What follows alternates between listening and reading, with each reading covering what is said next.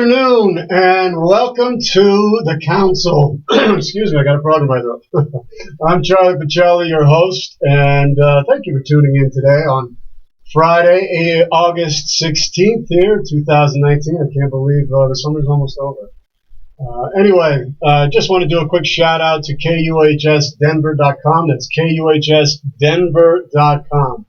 They're the platform here for the council, and we are broadcasting some of the best shows and programs, not only here in Denver, but all across the nation and all across the world. And just really appreciate being allowed to program here from Denver, Colorado.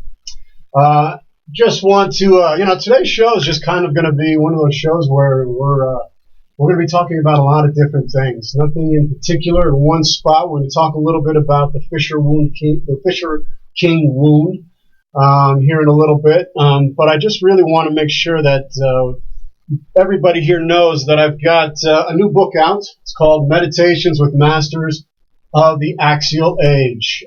It's a book that I've written to try to help people to understand themselves a little bit better, to help them to get in touch with their souls, to help them to find a way to be able to reconnect to what's really important to them, their values, their sense of who they are. I think a lot of times we forget that. And in our culture, in our world right now, there's so much going on. Everything seems to be being turned upside down. And at the same time, we're opening up inside of us things that, we're becoming a lot more intuitive. We're becoming a lot more able to perceive things if we're really taking the time to do it. The Meditations with Masters of the Axial Age is designed to help us to be able to connect to that. It's not an easy, spiritual enlightenment is not an easy one. All right, our world desperately needs a profound spiritual resurgence of the deep truths, the mystical and philosophical truths that underlie every major religion. There are the universal laws which govern the conduct of the soul and its relationship to existence. The soul is an instrument of truth. Its nature is to seek that which is true, that which is holy, and that which is pure. The soul cannot tell a lie. However, people can and often do. When their conscience, that still small voice which whispers in our hearts, don't do this or do this, is snuffed out by the rampant unbridled temptations, delusions, violence, greediness, lusts, and deceptions plaguing our societies. We are constantly bombarded on a daily basis with lies, distortions, and betrayals of trust originating from our political leaders, our religious institutions, our governments, our corporations, our business community, our multifaceted, diverse media, and from those dearest to us, our families and friends. As a consequence of our loss of conscience and faith in humanity, doing the right thing and living in integrity with ourselves and others is no longer the way we normally operate in our lives. And tragically, fear is the predominant emotion coursing through our veins. We don't trust each other. This absence of trust is having a deleterious effect on our emotional and mental well-being. Anxiety is on the rise, depression is reaching epidemic proportions, the suicide rate continues to climb, and we have become the most drugged and medicated population in the history of civilization. What has become of us? Our modern society has lost its moral compass. Advances in technology, engineering, and the sciences have created a world of instantaneous messaging, YouTube videos, Facebook, live radio, TV programming, Uber, Lyft, Twitter rants by public officials, Instagram, and WhatsApp. People from all over the globe can download information, news, reports, and uplifting memes just by pressing a button on the computer on the iPhone. Public shaming based on bite-sized video clips have become all too common. Innocent individuals' lives are being threatened, even destroyed by the vicious attacks made by a sometimes misinformed, but nonetheless a voyeuristic, angry society. Banking can be done simultaneously while engaging a friend or a spouse in conversation while at work or leisure.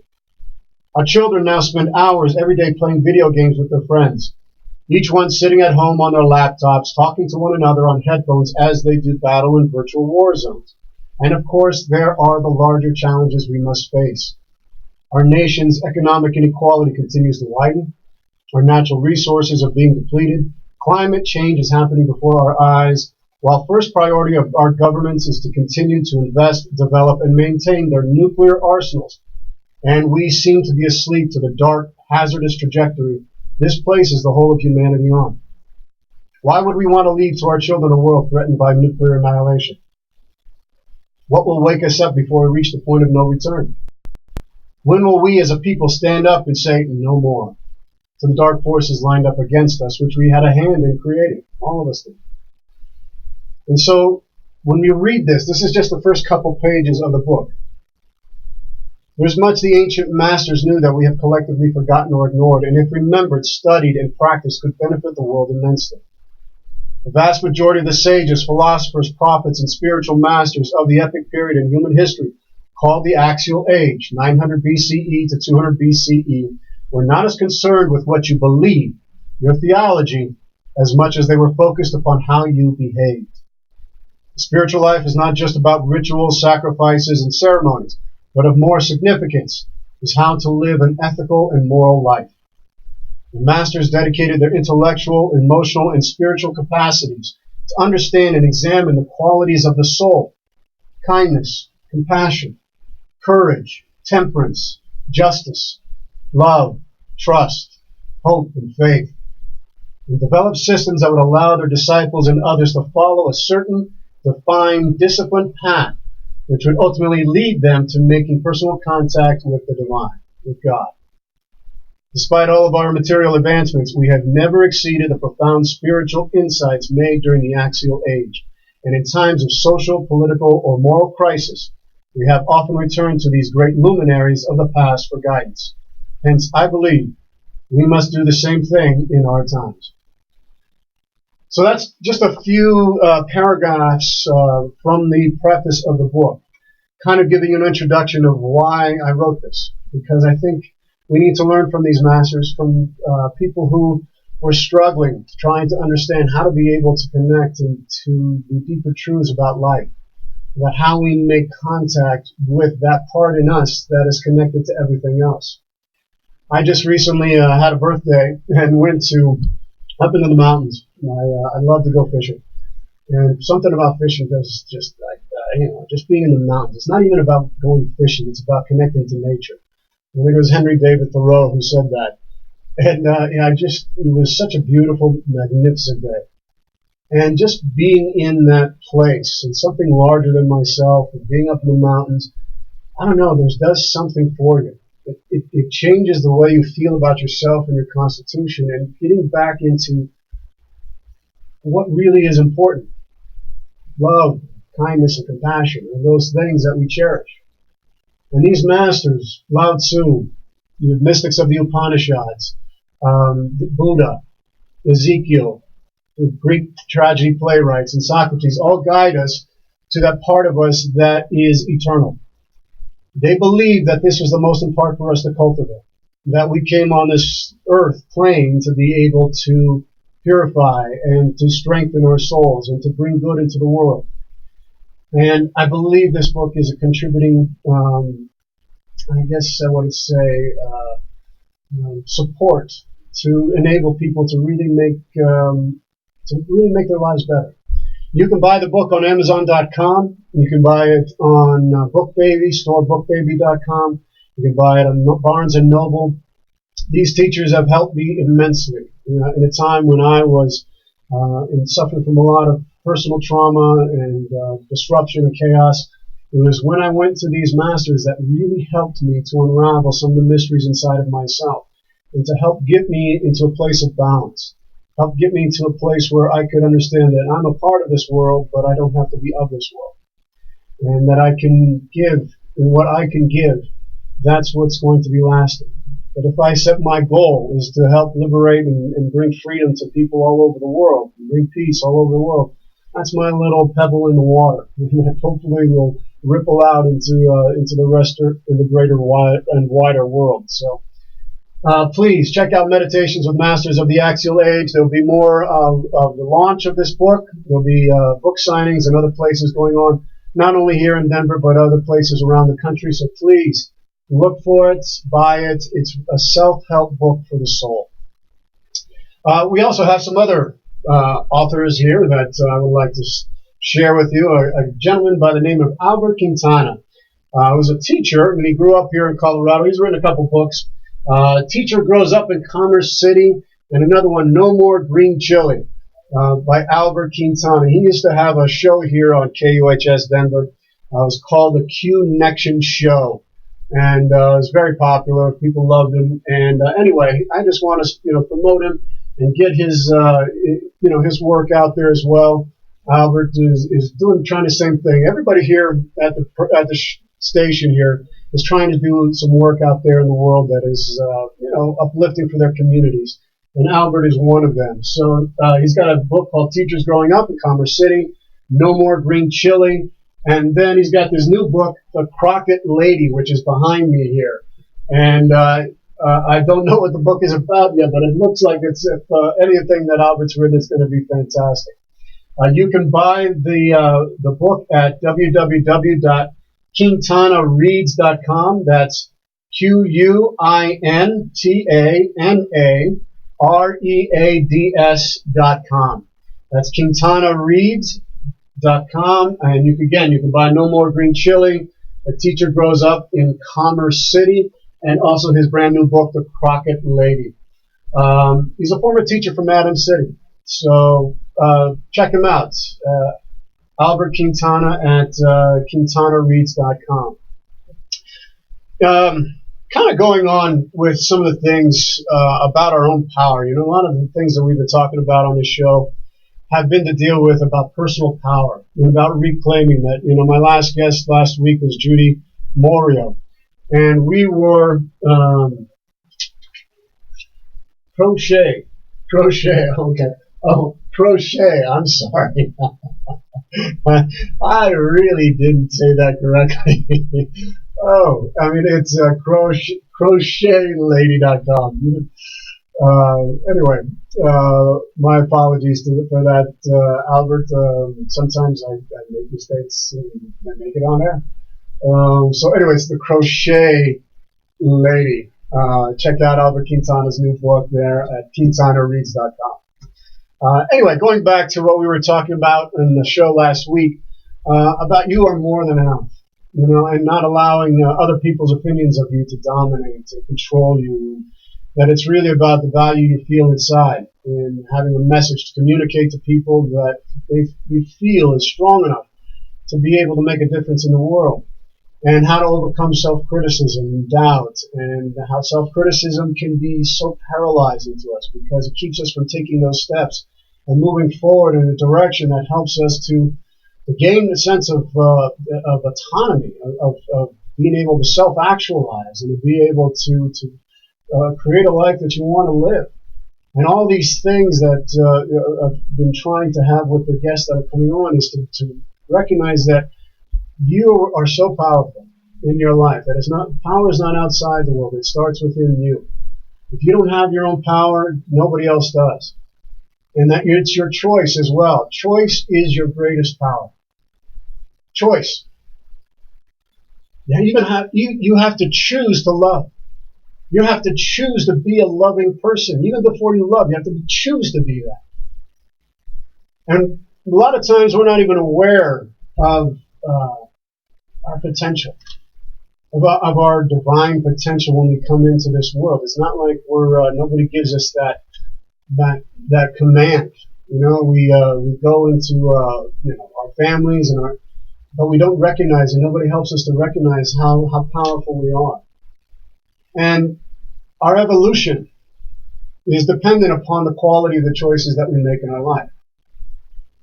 And I didn't come to realize this truth until I started making a lot of bad choices, and it led me down a different path in life. And it really, the quality of all of our lives is dependent upon the choices that we make. If you make the best optimal choice in every moment for your highest potential, for your highest good, you're going to make better choices. But if you're not doing that, and you're just kind of making choices to feel good, to feel better, your own self-interest, your own whatever it may be, you've got to think that through. Every situation, every circumstance, every relationship brings you towards the opportunity, excuse me, to bring forth your higher nature or your lower. And until you start understanding how there's two natures inside of you, and the idea is to bring those two natures together. You want to bring both of your natures, you want to merge that until they become whole, integrated, balanced, and one. Oneness starts with you. You've got to integrate you. And you're going to be confronted by your shadow. You're going to be confronted about those parts that are buried deep on the unconscious that keep you from living an authentic life. And then all of a sudden, it rears its ugly head, and you got to confront the parts that you don't like about yourself. The parts of you that are deceptive, and maybe you betrayed somebody, maybe you hurt somebody along the way, maybe your capacity to harm came to the forefront, and you have to come to terms with that. It's not about projecting it out into the world onto somebody else. It's about saying, you know why? What was it about me that I couldn't come up to my higher nature here in this moment? What about me that allowed myself to be taken control by my emotions, allowing my emotions to dominate and control me? When our life is thrown into confusion, your life plans will get turned upside down. They're suddenly interrupted.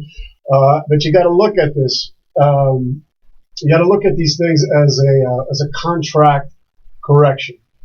Okay, we all have a sacred contract.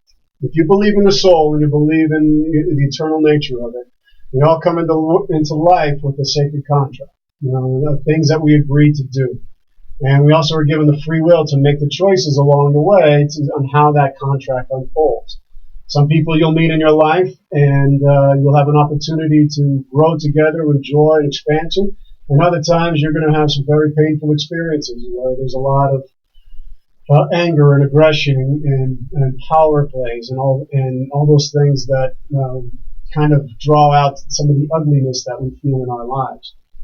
And when your life is suddenly thrown into confusion, it can be a little bit unsettling. There was certainly, in my life recently, there's been a lot of this going on, where there has been a direction in my life that I thought I was going to be going that got turned upside down. And it was very difficult because I had invested my whole life force and energy and commitment and education and everything towards this goal of perpetuating and extending this mission that I believed that I was supposed to be doing. And then all of a sudden that got turned upside down this year. And it was a heartbreak. Felt betrayed, felt disoriented. Where was I going to go? All these issues of, I invested so much time and money and effort and now for nothing. What's going to happen now? And a lot of times these things happen because we have to be emptied out. You have to be emptied out of the things that you don't need anymore or that have come to some kind of completion. And it's when we hold on to those things while you're being emptied out that causes you a lot of grief. And it causes you to suffer. A lot of our suffering is self-inflicted, and 90% of it, I would say, is self-inflicted. And so, understanding that when you're being emptied out, that life is throwing you these curveballs, that you just need to hold on to a deeper faith, that this is all going for your good, that everything is being done for your good, that none of this is done to hurt you, none of this is being done to harm you. That everybody is walking the same path, but we're all on our own path. We're all on the journey to that place, but we're all taking our own individual journey.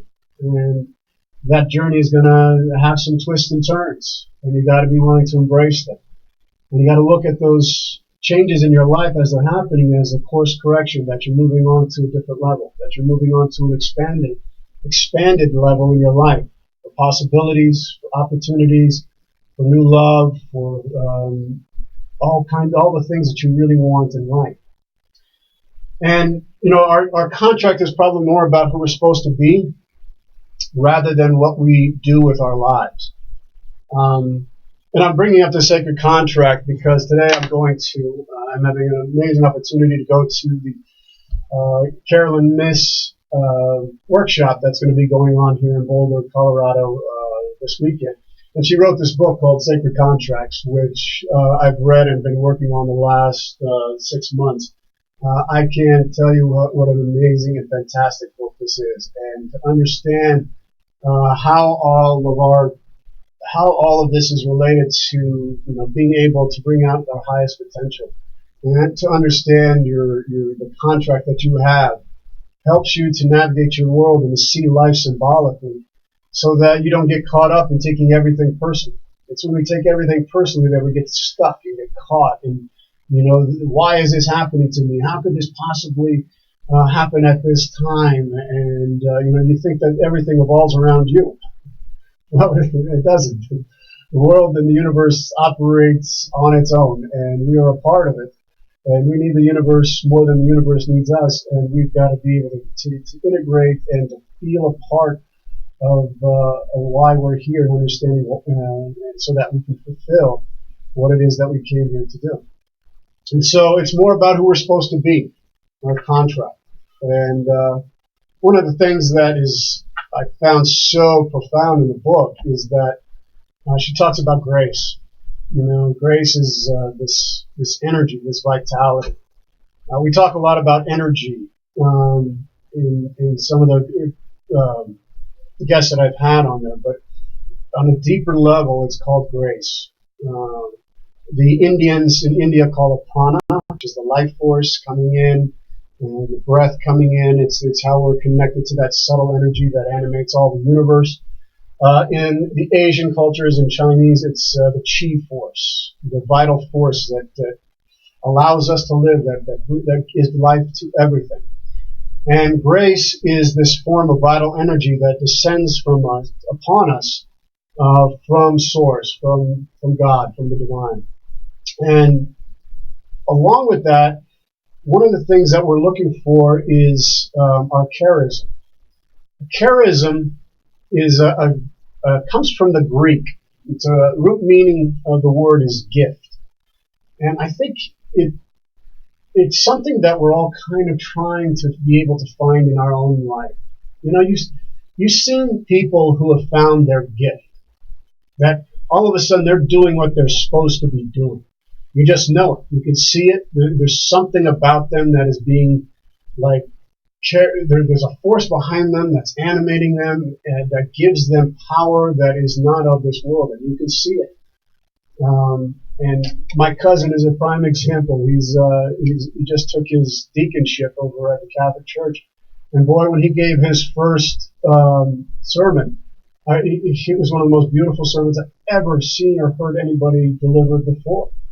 He was doing what he came here to do, and it demonstrates a special divine endowment, and it's an evidence of the power of God's presence in your life. And it's a unique expression. Every one of us has this charism that empowers you to fulfill your purpose in life, your sacred contract. And it provides you with the spiritual stamina and direction. It flows into you at the times that you need it, whether you ask for it or not. And one's charism was thought to be proof. It was a gift of proof that the divine was invested in you. It was intimately present in the work one was called to do in this lifetime. And one of the words that we have in our regular ordinary world that is rooted in this is charisma. When somebody has a lot of charisma, they're charming, they're engaging, they're full of inspiration, they're magnetic. That is what we're kind of talking about, this charism. And so in order to be able to find this charism within you, because you all have it, you have to find it though in you. You can't allow anybody else to take it from you. And that's the hard part in the world, is that you've got to retrieve parts of you that you've given away to other people. And that's not an easy thing to do. At times it can feel very selfish, that you're pulling back from the people that you love and the things that you love to do. And maybe people say, well, there's something going on with you. Why are you being so selfish? No, you're getting to a place where you're understanding who you are, what you're about, what you came to do and what your purpose is in life. And it's about connecting to that charisma, the gift that was given to you by a power greater than all of us. And a lot of times we get caught in people trying to control us, trying to dominate us. And what it is manipulation. Okay? Manipulation is when someone is trying to make you dance. It's the art of making another person's spirit dance for them, for their own personal amusement. And so, think about that in your own life. Am I dancing for anybody? Am I doing something that is going against my nature? Am I trying to do this because I want other people to feel good, but I'm suffering as a consequence? Because you might be being manipulated. Or are you doing that to someone else? Are you trying to get them to dance for you because you want to control them in some way? You can't live in that state of allowing everybody to be exactly as who they are and love them unconditionally just for being that expression, for being there with you. And so it's only through honoring yourself do you become strong enough to refuse to dance. Only by honoring yourself do you become strong enough to dance to your own tune, to dance to the music that's inside of you. And this is a deep truth. When you do not seek or need external approval, you're at your most powerful. We harm ourselves by being what you think you should be so that someone else approves of you or loves you, whatever it may be, or exception. When you compromise who you are to gain the approval or love of another human being, in contract language, it's an example of giving away a piece of your spirit. So folks, it's only about honoring yourself. You got to learn to honor the life force that was given to you. That was given to you. Not to anybody else, it was given to you. So how do you honor that? How do you revere? How do you have the self-esteem to rise up and to say, you know what? My life is important. It's important to me. And I want to make this life. It's not special being a human being. We're all human beings.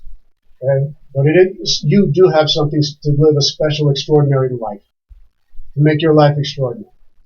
And to be empowered to do that. And you do that day by day, moment by moment. You have to relearn how to be able to honor yourself. To not let anybody have control over you. So it's all about choice. It's a choice. Do you really want to take flight in your life? You want to take flight in the second half of your life, or the third half, or the first half, whatever it may be. Do you, or don't you?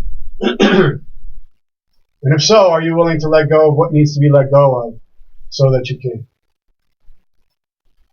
So, that's some of the about choice and about empowering yourself and honoring yourself so that you can be the best version of who you are. The greatest thing you can give this life, the life that we have right now, is you. And to take command of your soul, to be who you were meant to be.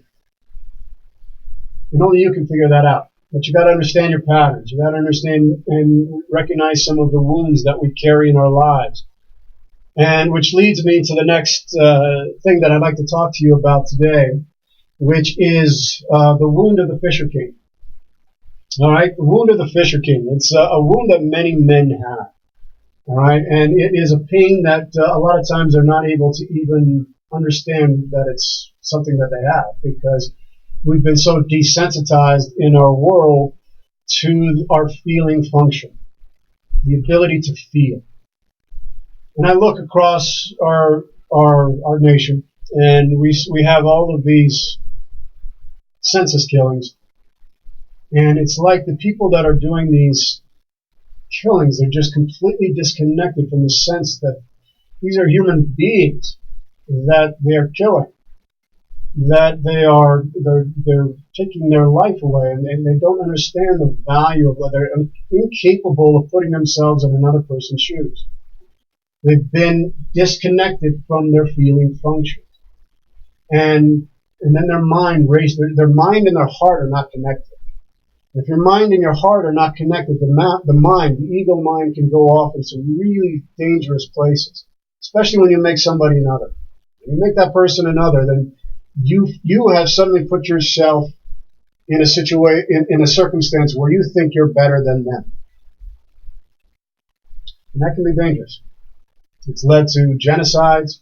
It's leading to genocides. It's leading to violence. It leads to, it led to the Jewish concentration camps and all what the Nazis did in Germany, Rwanda, other places.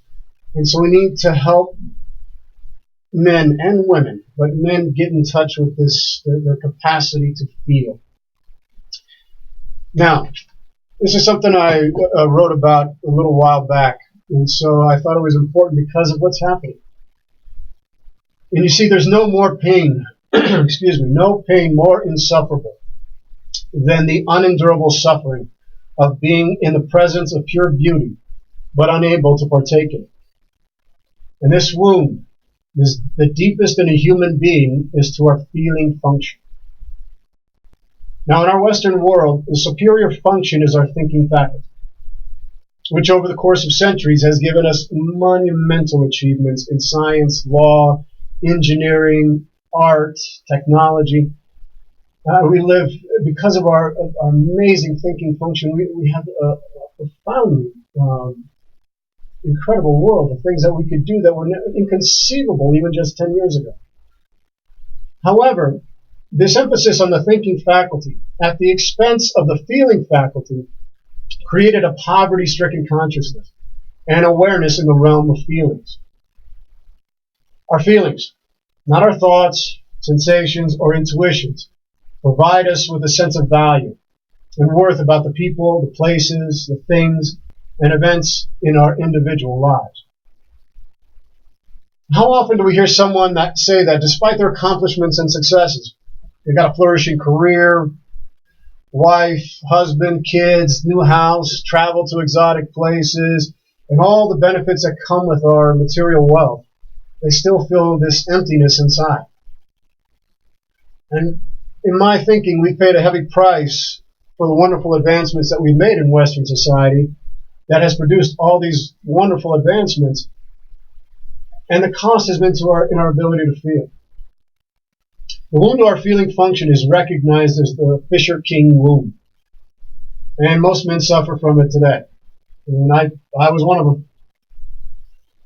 The good news is we can transform this primary wound in a man through a deeper understanding of this myth called the Fisher-King, and recognize that it's a rite of passage from one state of consciousness to another, and then utilize a symbolic approach to bring this lead of our undifferentiated, immature feelings into the gold of maturity. You see, our life is psychological, and the purpose of life is to make psyche of it, to find connection between life and soul. And this was a quote by a guy named James Hillman, who's probably the father of archetypal psychology. And his idea of the soul as a perspective, as a way of looking at things from a distance, reflecting on them, mediating between the events that happen in ourselves, and differentiating the middle ground. Then we confront with the wound as deep as the wounded feeling function.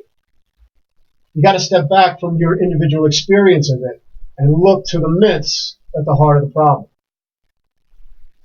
Myths are the story of the soul. They come from all cultures, all civilizations, all time periods. And they speak a language based on images, dreams, symbols, and archetypes. The deepest patterns of our psychic function. And they're found in all cultures, in all civilizations throughout history. Now, when we lift our suffering into the realm of myth, we are inviting the transpersonal powers hidden in our unconscious to reassert themselves in our lives. We're seeking to reestablish a feeling connection with them, and thus, through an inner transformation, bring our psyches back into harmony, balance, and health. Only myth or arts can hold a matter as profound as feeling. or the wounded feeling function, and in particular our wounded masculinity. Let's turn now to what the myth of the Fisher King is.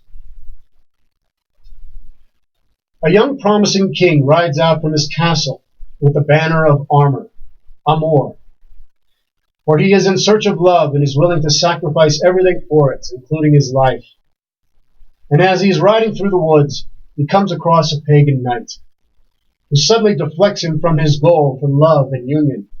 And the young king reverts to his warrior training, lowers his lance, and charges the pagan knight. In the ensuing battle, the young king kills the pagan knight, but the pagan wounds the king in his testicles, or some version it is in the thigh.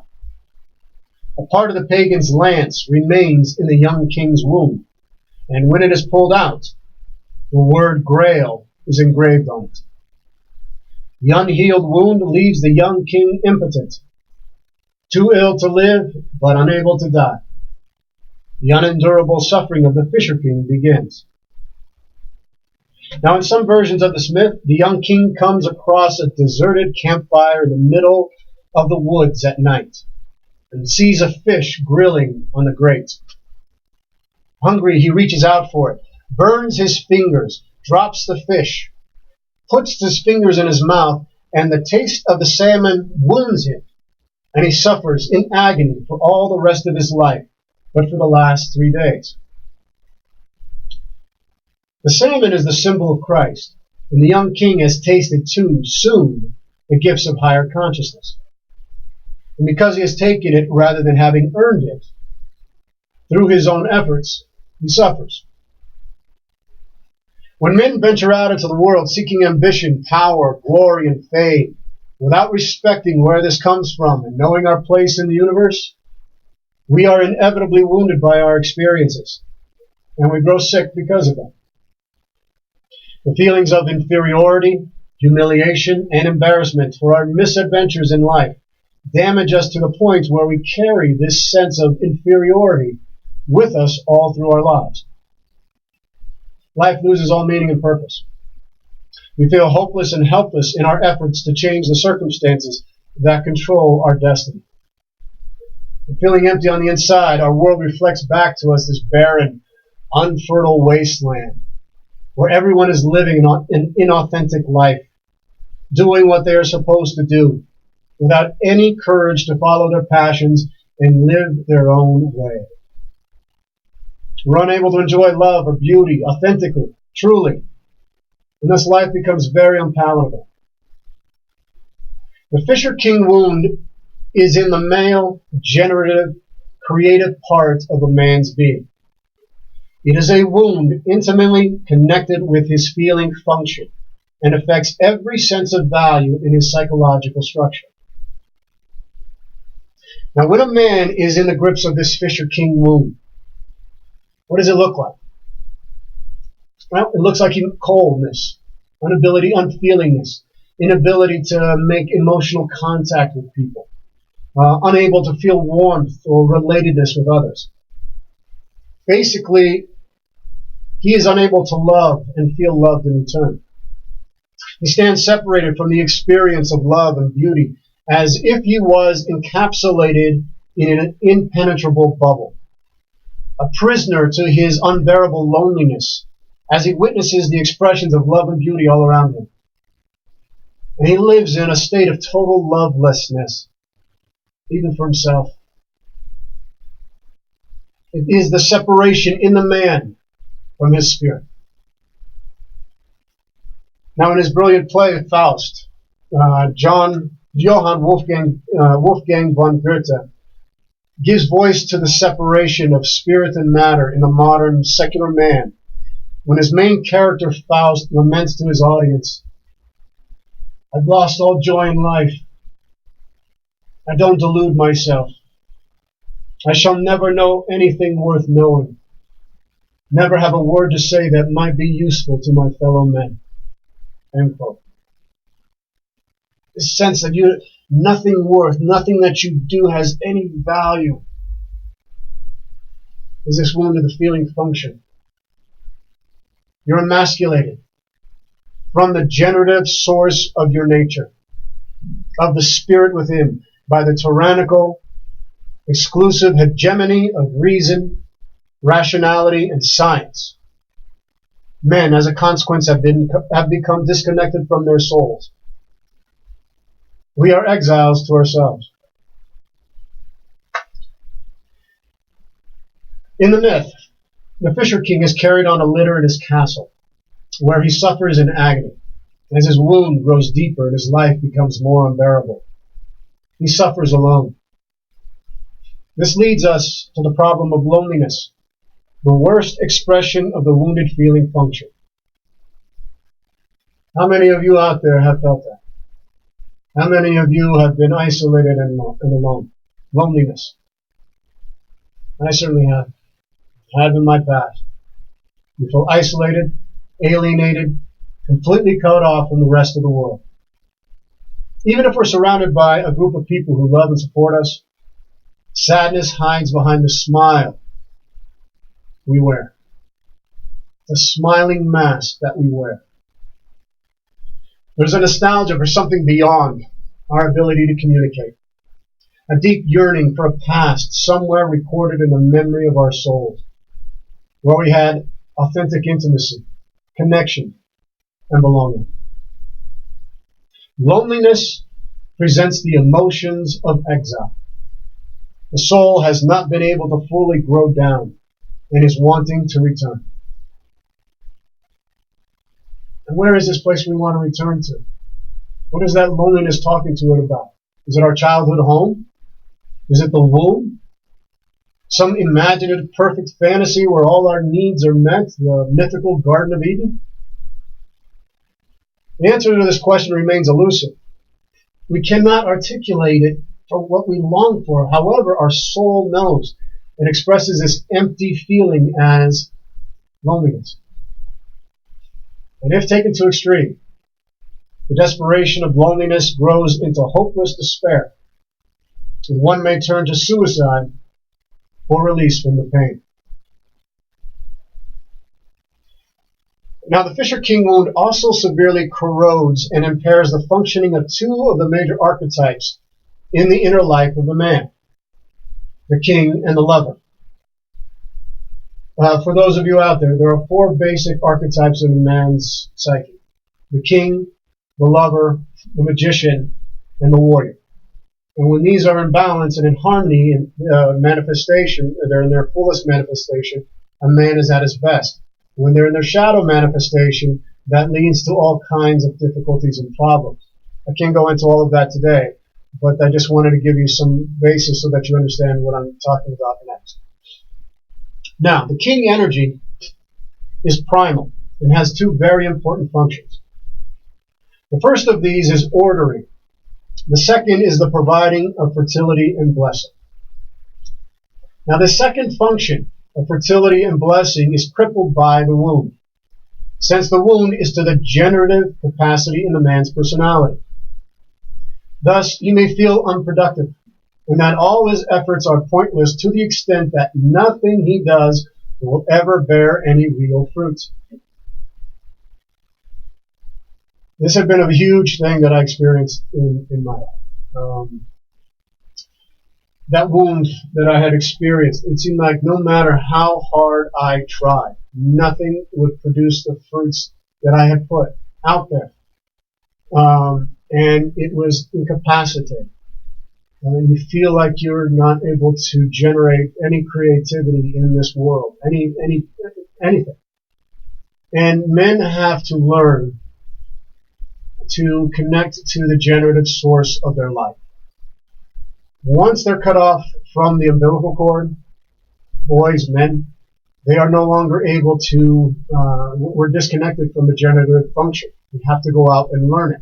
Women are connected to it. They have their moon cycle, they give birth, and so they're still connected to that sense of the continuity of life. Men, we have to learn it. We have to seek it out. And if your feeling function has been wounded, it's going to affect all these areas of your life. Business, private, practice, work relationships, everything. And that happened with me. And it was most acutely felt in my inability to form an intimate meaningful relationship with my female partner. Failure and rejection in the sphere of intimate love severely impaired my ability and my health.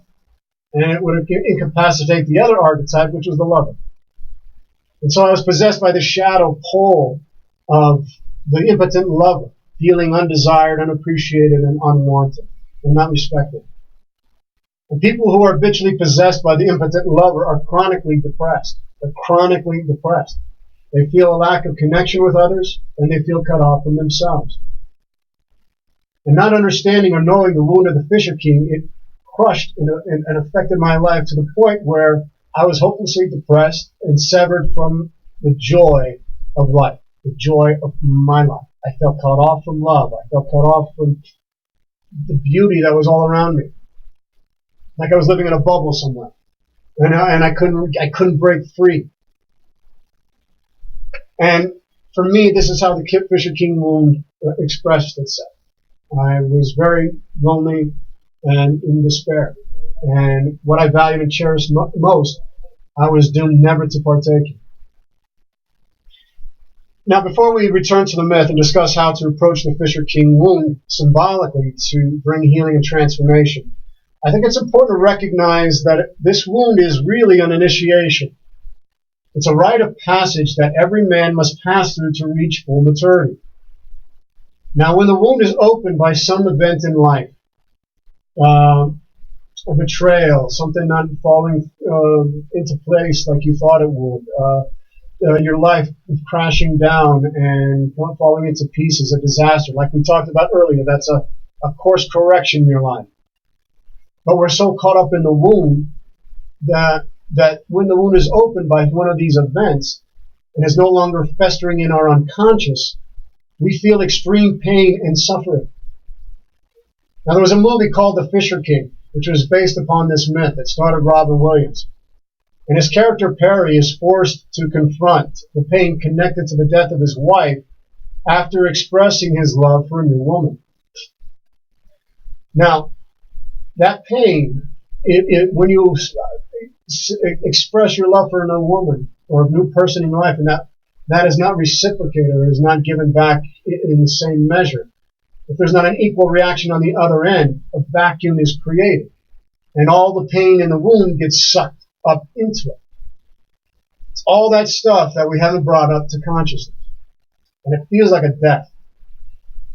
Extreme suffering is likewise an expression of initiatory death.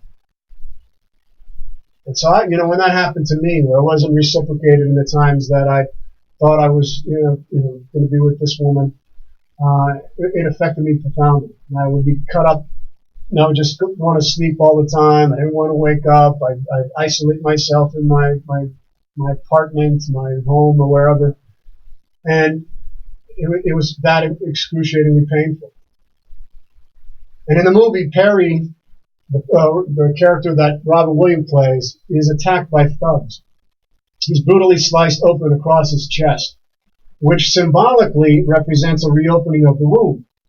And he falls into a catatonic state, which was another parallel in my own experience, which that wounding left me enervated, my whole life force depleted.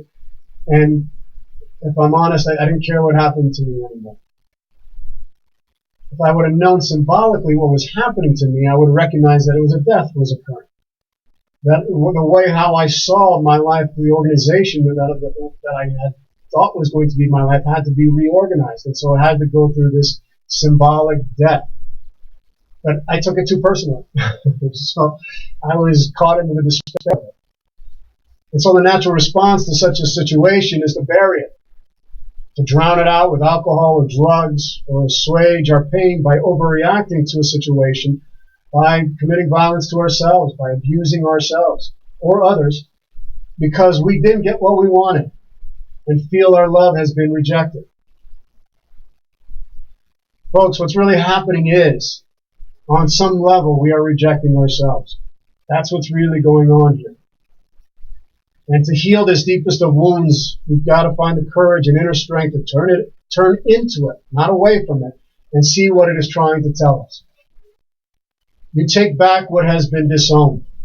You work with what is rather than what you wish were there. You seek a way through the wound, for a wound precedes more consciousness. And the myth provides us those clues. Now, mythology never leaves us stranded.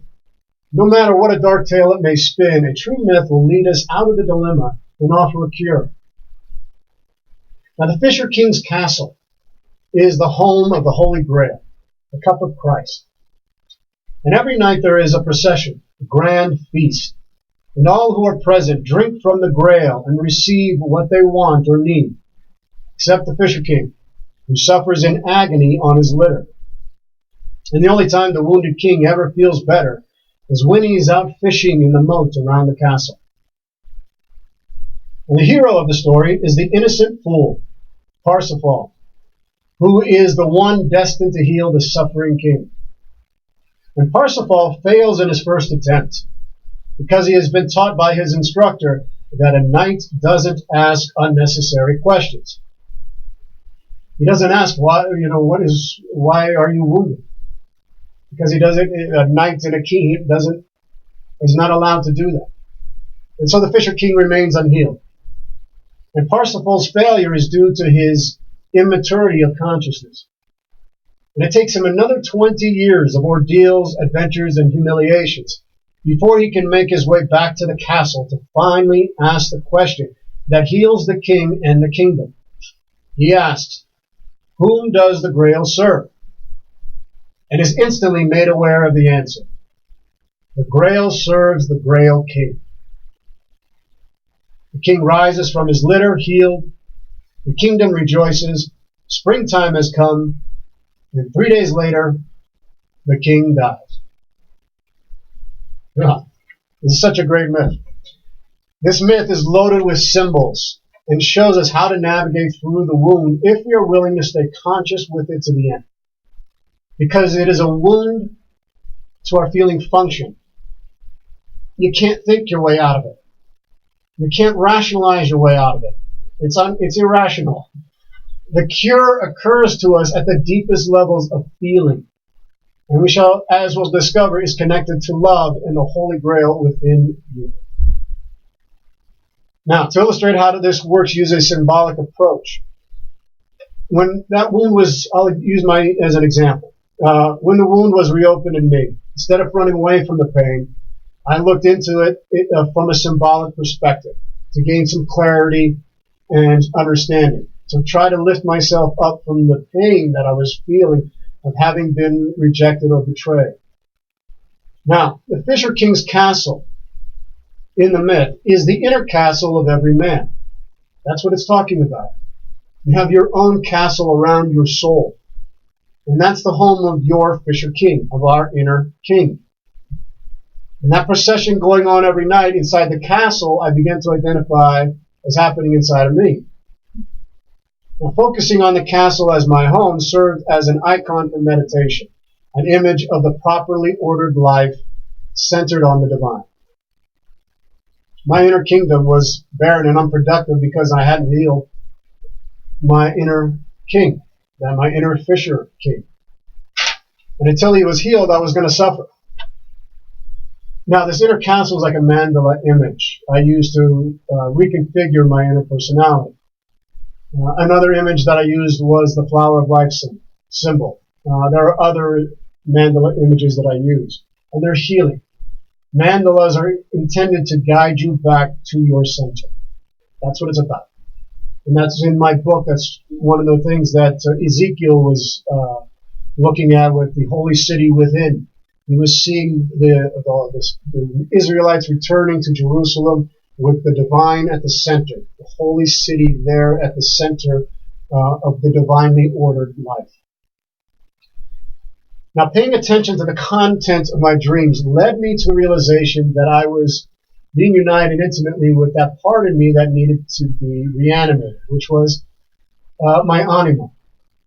Now, the anima is that part in you that is preoccupied with, the anima is the, how should I say that? It's a projector of your soul. Okay? Your anima is your soul. And because I wasn't connected to my soul, I was, as a consequence of my wounded feeling function, I wasn't recognizing that I was projecting and personalizing all the things that I wanted in a relationship onto another person. So she was unconsciously carrying what was in my soul, and so much power was being given over to her unconsciously and unintentionally. And if things didn't go the way I expected, I was going to be in for a major disappointment. And so Hillman writes about the danger when we personalize or personify. And I think this is a brilliant quote. Others carry our souls and become our soul figures, to the final consequence that without these idols we fall into the despair of loneliness and turn to suicide. What will happen is that you've got to find this union with your own soul. And that's got to come first before you truly can love another. Now the fisher king feels relief from his anguish when he is fishing. To fish in this sense is to do one's inner work. You work on your dreams, meditation, active imagination, drawing, music, poetry, any form of inner work that is rich to you. And it's ironic to me that one of the ways in which I reconnect to the world and myself is when I go fish, just like I did a couple days ago. I love it. I mean, it puts me back in contact with my unconscious, with the trips that I took with my grandfather and my dad. It rebalances my inner world. And this personal connection to the myth helped me to lift my own story into to the realm of myth and find the balm to relieve some of my suffering. And I worked with dreams, I meditated, I journaled my thoughts, feelings, and emotions that were occurring when I was going through the womb. I would put my story on paper. I allowed myself to experience in full the loneliness, the isolation, the agony, the despair, the anger, and self-rejection without judgment and without acting out of the wound and doing something I would regret later. I was simply sitting with the wound and letting it speak in the quiet of my room until it had nothing else to say. And let it speak until it has nothing else to say. And then I drew a picture of my Garden of Eden as a way to bring me back to my inner paradise, that longed for home for my soul. And all these actions were what got me back to this inner transformation and to help me heal this deep wound. Now the hero in the myth is the innocent fool Parsifal. And Johnson writes that the deepest part of ourselves, the king, can be healed only by a boyish, inventive, capricious, youthful quality.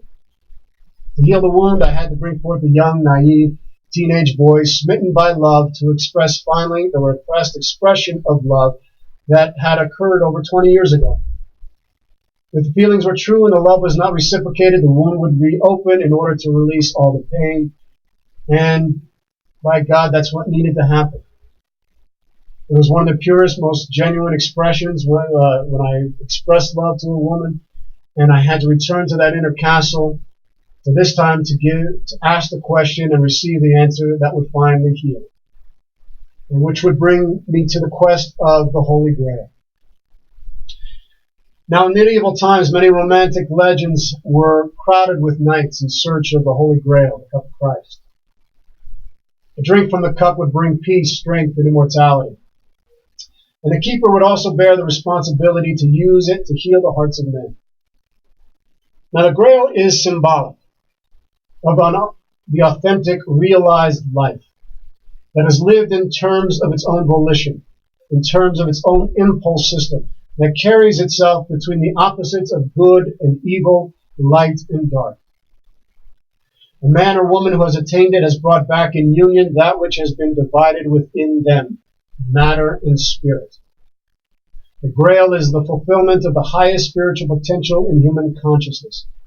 With every wound or trauma we experience, we are being initiated into the expansion of our consciousness and a deepening of our souls. The wound opens, matter and spirit are divided from each other, excruciating pain and suffering is felt. If we can find compassion for ourselves in the midst of our suffering, and recognize the the Grail King is not only a veiled description of God, but is also a description of us. He lives within our castle, and that the cure for the wound is found in the answer. The Grail serves the Grail King. We take this mystery into the deepest part of our being and surrender ourselves to the experience that has no words. We have the courage to see it through the end. This takes time. It takes time. The Fisher King within eventually heals.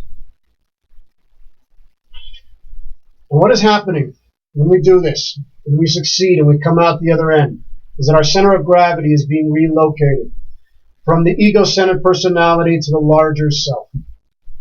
A man's maturity comes when he no longer seeks the power, advancement, and desires of the ego. In order for this to happen, a reorientation to the meaning of life is required. You've got to learn it's no longer just about you. We all have an obligation and responsibility to something greater than yourself. In my case, I had to dig deep into the core and identify what it is I valued most. Joy, justice, truth, freedom, prosperity for everybody, wisdom and love.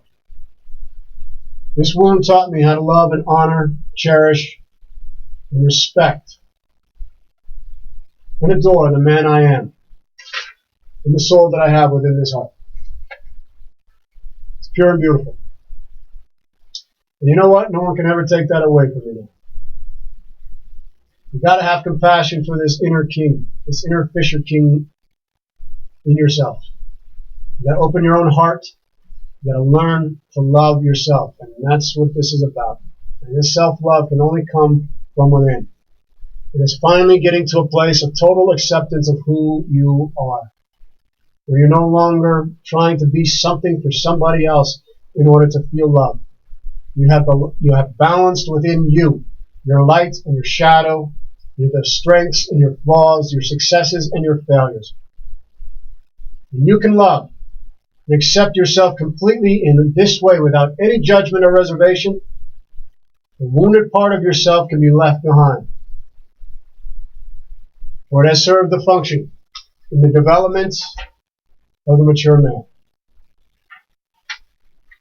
Folks, thank you so much for tuning into the council today. I hope you have enjoyed this conversation about the Fisher King, about our sacred contracts, about choices. And again, I ask you to go to Amazon.com or storebookbaby.com, buy the book Meditations with Masters of the Axial Age. This is what this book is all about, leading you to heal those deepest of wounds and to come to a place where you fully accept and love and recognize the magnificence of who you really are. I want to thank KUHSdenver.com for allowing the council to broadcast here. Henry, couldn't do it without you. Thank you for everything, and all the people here at KUHS. Amazing people, amazing DJs. Tune in here, please, folks. Thank you for tuning in from around the world. This show is being listened to by people from over 40 different countries. Thank you, thank you, thank you. We will be back in 2 weeks. Folks, thank you so much. May you all be well. May you all be free of pain and suffering. May you all be whole. Council is adjourned. God bless.